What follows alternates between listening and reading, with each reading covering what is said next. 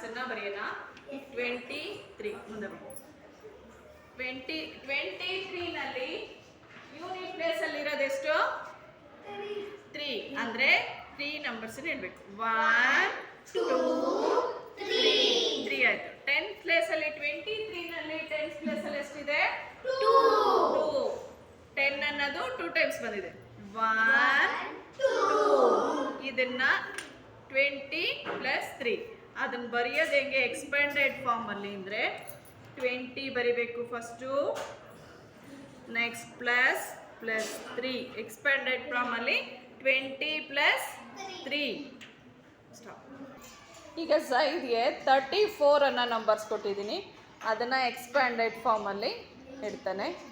34 once ಪ್ಲೇಸಲ್ಲಿ ಎಷ್ಟು ಬೀಟ್ಸನ್ನು ಇಡಬೇಕು? 4. 1 2 3 4. ಟೆನ್ಸ್ ಪ್ಲೇಸಲ್ಲಿ ಎಷ್ಟು 10 ಇದೆ? 3 10s. 1 10 2 10 3 10. 3 10. ಅದನ್ನು ಎಕ್ಸ್ಪ್ಯಾಂಡೆಡ್ ಫಾರ್ಮಲ್ಲಿ ಹಿಂಗೆ ಬರೀತಾರೆ, ಬರೆಯೋದನ್ನು. ಎಷ್ಟು ಟೆನ್ಸ್ ಇದೆ ಇಲ್ಲಿ? 3 10.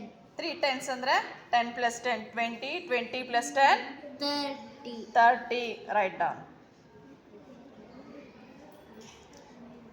30 plus how many ones?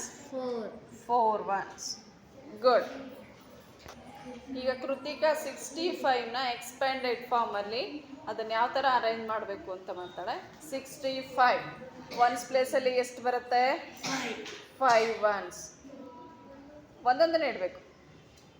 1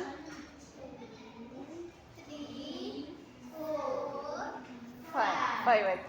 tense ಪ್ಲೇಸಲ್ಲಿ ಎಷ್ಟು ಇದೆ? 6 ಅನ್ನೋದು 6 ಟೆನ್ಸ್ ಇರುತ್ತೆ. 1 10 2 10 4 10 5 10 6 10. 6 10 ಅಂದರೆ ಎಷ್ಟಾಯಿತು ಟೋಟಲು? 60. ರೈಟ್. ಎಕ್ಸ್ಪ್ಯಾಂಡೆಡ್ ಫಾರ್ಮಲ್ಲಿ ಹಿಂಗೆ ಬರೀತಾರೆ. ಯಾವ ರೀತಿ ಬರೀತಾರೆ? 60 plus how many ones? 5 ones. 5. Good. ಎಲ್ಲ ಕ್ಲಾಪ್ಸ್ ಮಾಡಿ.